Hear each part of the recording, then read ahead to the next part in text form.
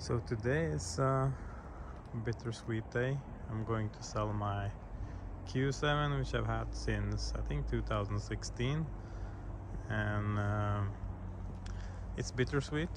I don't want to sell it, but the problem with this car is that it has had so many issues that I'm just getting fed up at this point, you know. So I'm gonna talk a little bit about the things that I've enjoyed about this car and the things that really sucks. But since it's on the back, maybe I can just show you this insane boot space. So with the seats down, you got a shitload of space in here, which has been really nice, you know. I never thought I would have the use for so much space, but once you use it, it's really hard to go back to anything else. So this has 7 seats.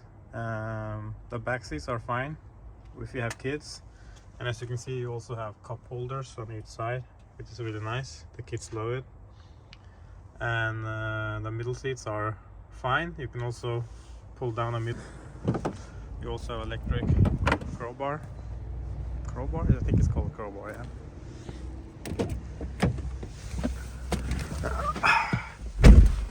And here we're inside the car. Let's get on some wide mode. It's really nice. The interior is, I would say, a little bit outdated, but it gets the job done.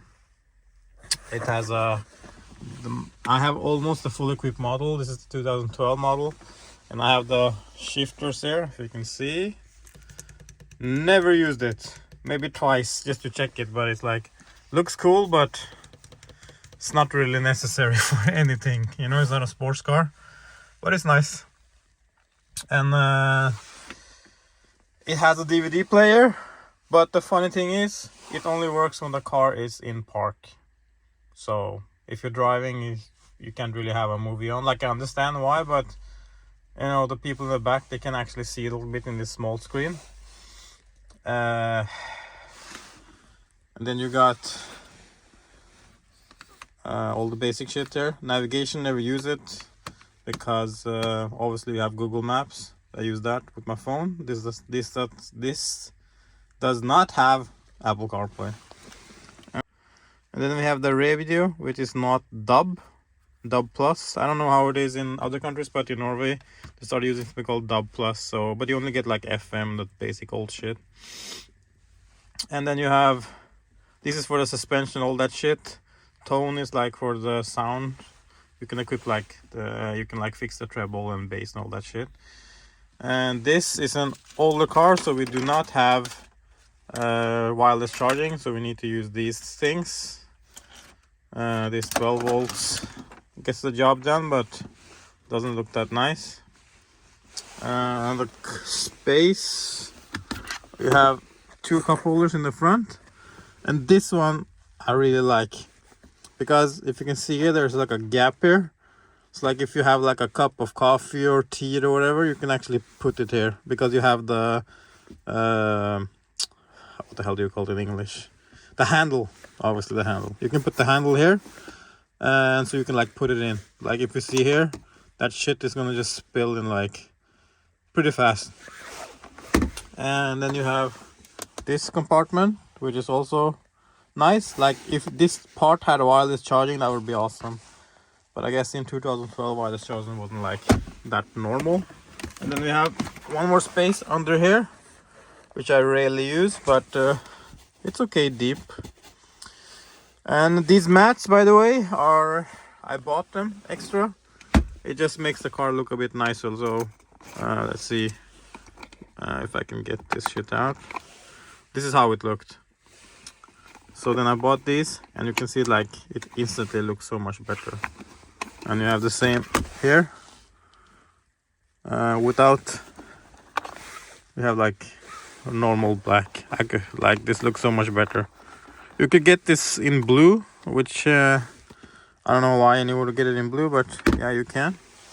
And you also have it like, I don't know if you can see it, like on the sides. You guys see it? Yeah, kind of dark maybe. Yeah, so we have it here, and we have it here on the side. Okay, so that's like a short intro to the car. You guys are probably more confused now than before we started. Yeah, so about the issues of the car, I've had a shitload of issues with this car. Now this car is amazing to drive, by the way. Like, Audis are generally known to be really nice when it comes to driving, but when it comes to like, you know, issues, they're also known for that. So this is basically like a hot chick with issues, you know what I mean? It's really nice when everything is good, but things get cracked up pretty fast. So the first issue I had with the car was the lights in the front. So the lights in the front, they had like this fog thing, and first I went to them to fix it, and they say that they just need to clean it out. But obviously it came back, and then I had to go back. And by the way, the shop is 2 hours away from me, so that was fun going there every time.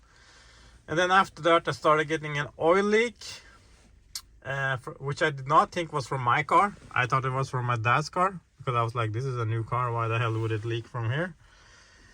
It turned out just my car, and then I had to give the car back.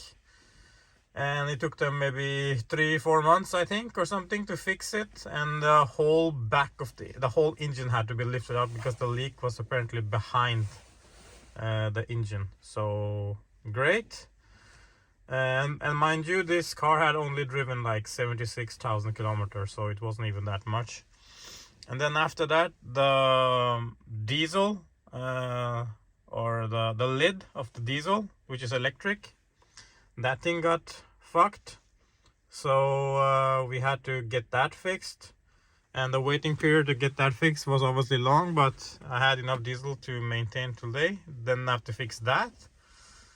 And then after that, the fans in here, which blows out the air, that went to shit in probably the warmest summer we had in Norway in a long time, of course. And then I had to wait a month, because obviously everybody's on vacation at that time. So I had to fix that. And then this lid, this broke. I had to fix that. I don't know how this thing breaks, but apparently this part just snapped. And it had some flaw issues here, but that was when I bought it. So I got this all painted, so it looks nice. And then I had the air suspension and got screwed, so I had to change the whole air suspension on one side. And then it was unleveled, so I had to like fix that also. And then the front of the wheel, they were like bent, so like even if I'm like this, it's still bent. And then one time I was going to the capital of Norway, Oslo, and then on the way I was in a gas station. I had to just wait for my mom and dad. And then when I started driving, this thing got super hard. I was like, okay, that was weird. And I heard like a bam, like a really hard metal sound, and this got really hard.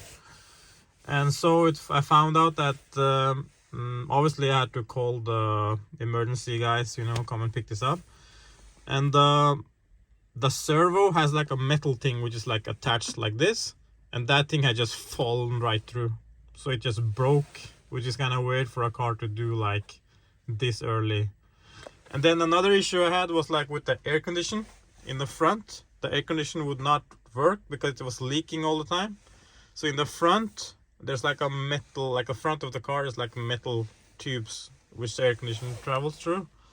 And then I had to change all that, or at least parts of it, because I went to another workshop which just changed part. But if you go to like a dealership, then they will fix the whole thing, even though it's only some parts that need to get fixed, What else did I have with this car?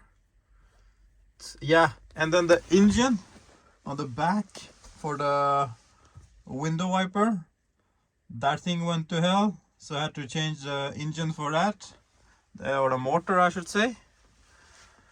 And what else?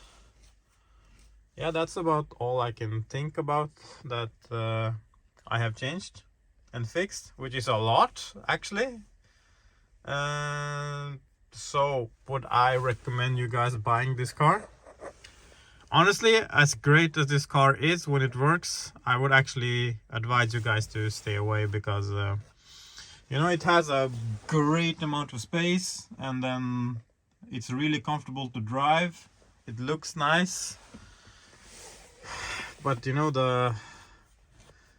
having a hot chick with luggage, you know, it's gonna come back to you, you know, and it will keep coming no matter how much you deal with it. So it's a shame that Audi did not make this car as solid as a freaking Land Cruiser, because if it was, this car is I would give it full stars. Obviously, the screen could have been bigger.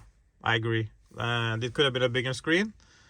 But other than that, you know, it's like I have nothing to complain, you know, like you have everything you need there. You have sensor in the front, in the back, you have like this big ass glass roof which opens, which I really like, and you also have a small one in the back, but you can only like flip it a little bit up. I can, as you can see, yeah, that one, yeah.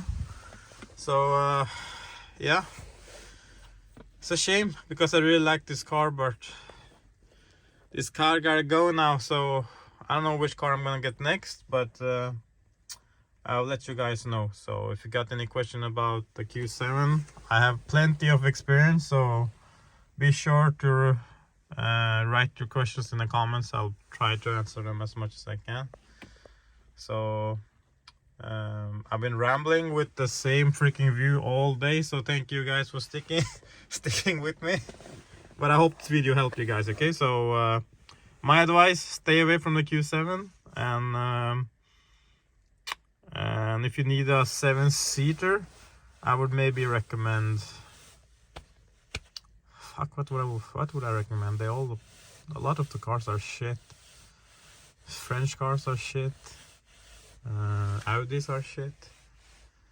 I guess if you can buy one brand new with a warranty, that's probably the best. But obviously, I'm guessing that not everyone watching are millionaires.